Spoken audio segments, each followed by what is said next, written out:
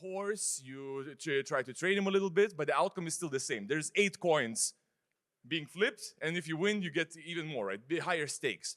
And that's the thing. Like, it is considered a GameFi project, right? In the real world, right? In the Web2 world, this is considered simply gambling, right? But here in our world, it's considered GameFi, right? Something games. Like you go to the top games, this ranks like top 10, right, or something from the games. So there's a lot of stigma, right? I'll go to another example as well. And also, this is additionally to coin flip. This is rich get richer bonus. This game has get richer bonus. So because you can get a horse, you can buy in, breed them, get their stats to A+ and everything. You can have a much better horse than everybody else, and it means that rich get better chances of winning, right? But that's kind of, you know, this is the state right now, right? Also, Ponzi games, right? Play to earn, very much popularized by Axie Infinity. You probably have heard of Axie Infinity, right? If you know Web3 gaming, you know Axie Infinity. And the thing is, why they were so popular is because they had a very simple model. Well, it's a little complex. I don't want to get too much into it, but it comes down to that. Just how it works. I have a couple of steps to maybe get through to you. You need to get 3 axes to start, right? It's kind of like a Pokemon game. You need 3 axes to start. You go into PvP or player versus environment. You fight and you earn SLP token, this potion, right? You earn for just playing every day, right? And you use the SLP to breed axes. So there's more axes than being born, right? What it means is that the game works only up until there's new people who want to come in to buy axes. So when the existing players who have the axes, who are just playing, right? They're doing it not because the game is fun. Sure, it can be fun, right? But you can see from this graph, I'll get to it. The game goes from very fun to not very fun in terms of players playing very quickly, right? And that is because the bubble basically bursts. The SLP that people are earning every day for playing, right? It was back in the high days, it was like every day you can earn like $20, $30 or something just by playing a couple of matches, right? That's a great come up, especially for third world countries, right? You can just quit your job and just play a couple matches a day and be rich, right? But the problem is that the SLP was only valuable because people wanted to breed axes to get more of them, right? So there's more of them, so that when a new person comes in thinking, oh man, I can make $30 a day if I just buy some axes, right? So they enter this cult, right? And this only works, as I said, up until there's no more people saying that, maybe, I don't know, let's say the prices drops for $15, $10 a day, and basically it bursts. So what happened is that at the peak, people were like buying those axes from the floor. The floor kept on getting higher. People said, oh, just buy it now. That's a great investment. It's gonna be equalized. You're gonna break even in a couple of months, right? And at some point, new buy-ins started going down, and the game instantly plummeted and went to basically nobody playing it right now. And it doesn't matter how good the game is, but because they decided to go with this strategy of play to earn, it just bursts. It doesn't matter how good a game is. And I can see there's a lot of games currently using this strategy to get adoption, to get people to play, right? And that's going back to this that play equals work, right? You can quit your job to just basically play. So, and also, there was also a fun first movement. It's actually quite relevant right now. The fun first movement, where people are saying, "Oh, you may not become rich, a millionaire from playing this, right? But you're gonna have fun, just like in Web2 gaming, right?" The problem with it is, this is just one example. And you probably heard of those, right? Like, no Web3, just go play, go do things, and you can get NFT skins, right? NFT skins and all the cosmetics that don't have any influence to the game, right? You're getting those, right? It's just back to basics, back to fun with gaming. The problem with this model is that, of course, see, NFTs are skins, no influence in games. The game is called Mighty Action Heroes. This is just one of the examples. It's how do you call it? Battle Royale game, right? There's 10 players and last one standing wins, right? If this game was not Web3, it would flop like any other battle arena game, right? But because they said, oh, Web3, we have, our skins are not just any skins, they're NFTs which you can own, right? They were able to capture this Web3 audience, right? And that means that these games who were promising fun first, they're basically scamming in the marketing way people, right? They're saying that we're Web3, right? So just play that because Web3. They're capturing audience saying that this is revolutionary because it's Web3, right? And also Web3 elements themselves are abstracted. You go to play, you can connect with your Google account, right? If you see that you can connect both with your wallet and Google, right? You know the game is not gonna have any Web3 interactions, right? If you have both options, it's gonna come down to this, right? This is gonna be the bottleneck of what you can do, right? The signing with wallet is gonna be like, you just go in and see from your own wallet your own skins, right? And actually, I think that's quite counterintuitive with our vision of having decentralized, right? Going back to the first point, that people want to own their items, right? They want to be able to own them, so if they get banned from the game, they still have those items. They can go sell them and do whatever with them, right? And we're saying right now, what we're talking about is that what we're saying is that, hey, let's abstract everything, right? It's just focus on fun. There should be no logins with wallets. Let us have the databases where we're holding all the people's assets, and if they want, they can like take it away whenever, right? But that's the thing. With the current trend of saying fun first, we're basically losing what Web3 is all about. We're just using it as a marketing tool, right? Without actually giving the power to the players. So. And also, you can see, this has been going on for years, right? What Web2 people say about NFTs and Web3, like in general, right? There is indeed a real, serious, legitimate use case for NFTs. It's to scam people, right? This is what people think when I'm going out to be maybe to like general game kind of events. I'm trying to speak about Web3 and NFTs. This is the general kind of feedback, right? Because those people who are smarter, who know they're being used by these Web3 marketing campaigns, they say, oh, this is all a scam. They want us to get in so they can then scam us later, right? And it's true, like if I was Web2 person right now seeing what kind of games are out there, I would probably think the same. So, and I think what it comes down to is that people are thinking right now, imagine calling a game, it's an advertisement game. Come on, who would play an advertisement game? Who would say it's a microtransaction game? Nobody would like to market themselves like that, right? It's the same thing with Web3 game. We're saying, the way we're saying from our industry, we're saying, oh, Web3 is cool. People from Web2, what they're hearing, they're saying, oh, this game you can buy stuff, right? So this is where it makes sense that people think that Web3 is a scam, right? And that kind of got me to thinking that to innovate, we need to more than monetization. Web3 games need to be more than monetization to work. So I have a couple of ideas. I haven't got everything figured out. It's just what I've been doing with the games I've been making recently. Maybe it can give you some ideas. Or something like that. So I'm thinking the technology, right? You know, the classic network type of GIF, right? I'm thinking culture. I'm thinking interoperability, collaboration, community, right? These are the technologies that people are saying that they're not from the gaming world. That's what they're preaching, right? Community, interoperability, about the Web3 culture, connecting people, right? So why don't we do it in Web3 games? Why do we still make games which are basically replayable, buy a battle pass and just play, get those items, but items are NFTs, right? So one of the games I made, and this is kind of the approach I'm trying to take, is game as content. So instead of going with this replayable NFT skins and stuff, right? I'm going with short story-based games on a browser, right? That you could just click, play through. It's when you go into the game, there should be no connection, right? No connection with your wallet or with Google, just no connection at all. Web2 friendly, meaning that Web2 people could just play and see that this is a game and not just a way to get your money extorted from you, right? With Web3 optional, and I'll get you how Web3 integrates into this model. And the most important thing is the game should be free, but everything around it should be monetizable. The game itself should be free. With this kind of model, we can get rid of the stigma, right? If we say that, hey, this is a Web3 game which you can go play and just have a nice little story, people will say, okay, well, I'll play through. I had some fun. I wasn't scammed, right? So why should it be a scam?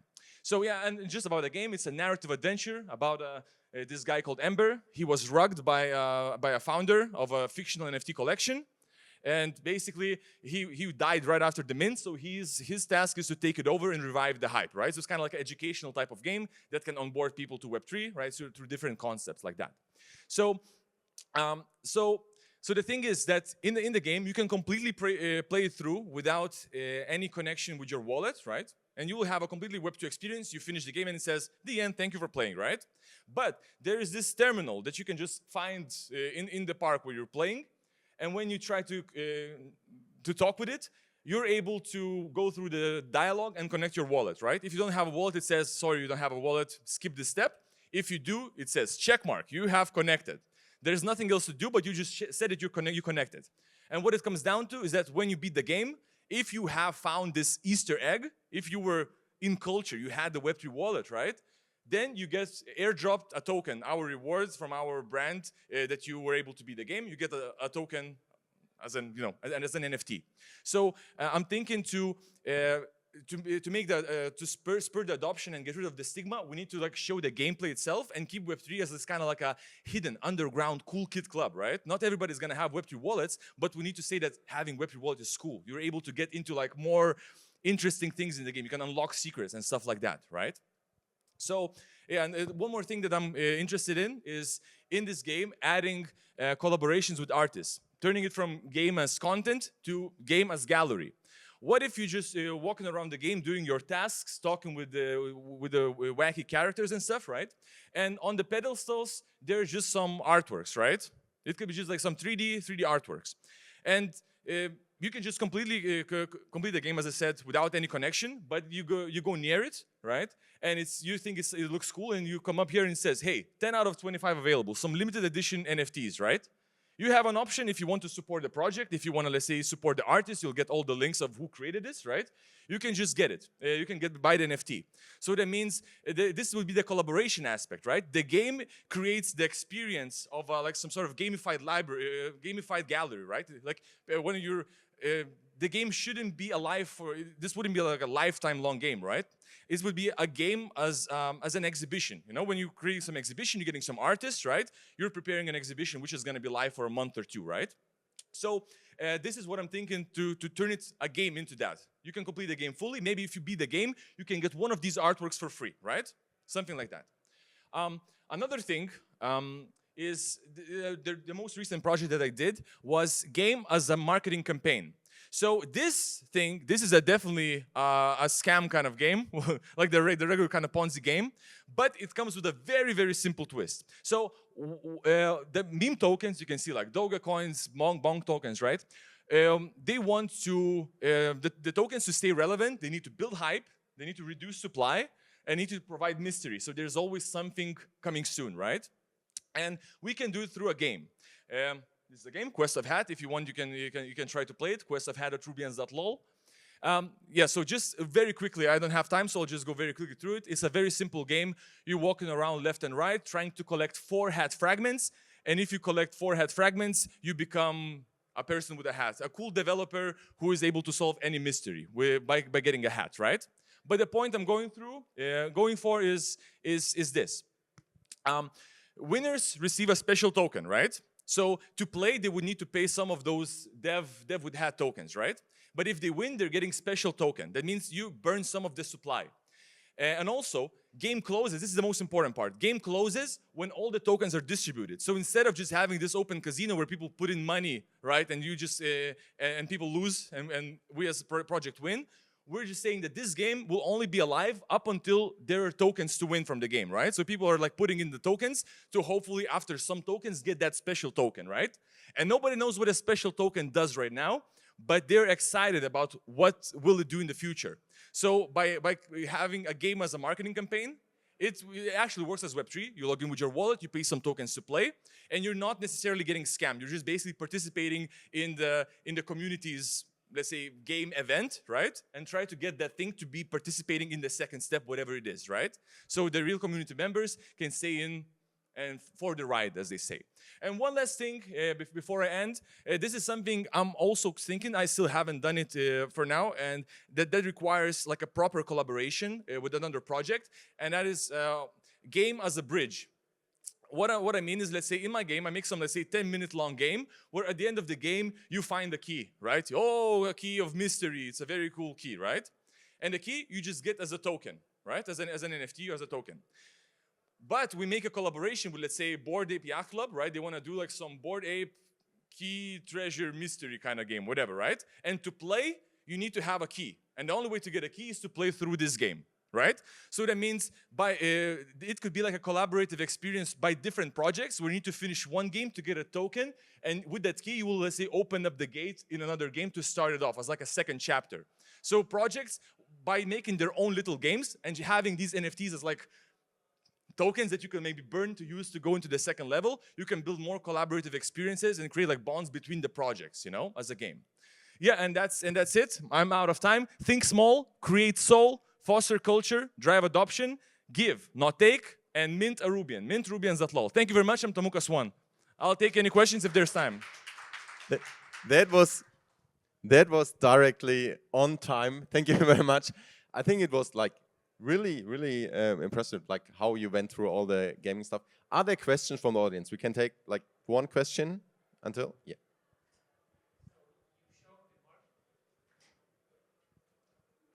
The one example with the marketing campaign that he showed, it does look like Web3 labeled solution that he showed.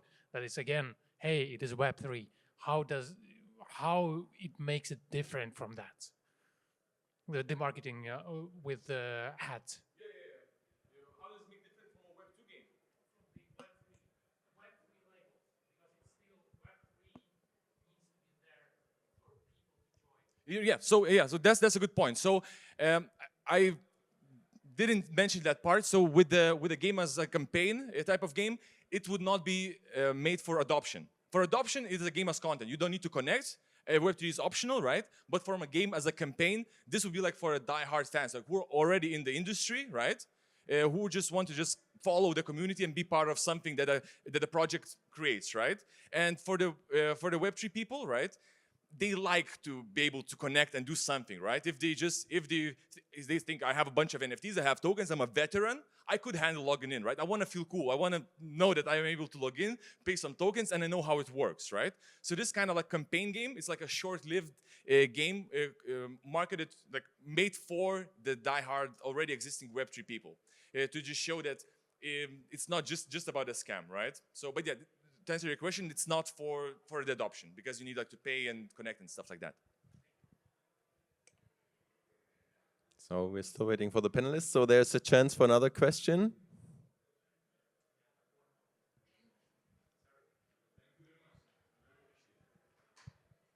So one of the biggest games that's implementing NFTs is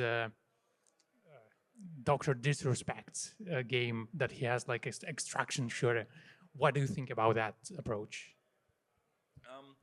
I think it's great. I don't know too much about it. I just know that Dr. Disrespect is for the NFTs, right? He wants to. He is for this idea of owning your own items, right? And he is a very good role model, right? People trust him. He thinks he's a cool guy. So I don't have many like ideas about the game itself. I just think that for the industry, it's an amazing move, an amazing influencer to have commending the Web3 scene, right? I think he's a very good role model and people really look up to it. And even small kids, young adults, people like this guy. So I couldn't say much about the game. I think the way he decided about the game, a shooter, right, is in his theme and what people like. Those are the most popular games. Shooters, people, I don't know why, but people cannot get enough of the shooters. Like, I don't know how many shooters do we have, right? But this guy gets it, right? And he wants to promote the industry. So, yeah, as I said, like I didn't even need to think of is the game good or not. I just liked having this guy influencing and being in support of Web3, to answer the question. Yeah, so guys, Dr. Disrespect. If you don't know this guy, watch some of his shorts videos. That guy is hilarious. Thank you very much for your time and see you around.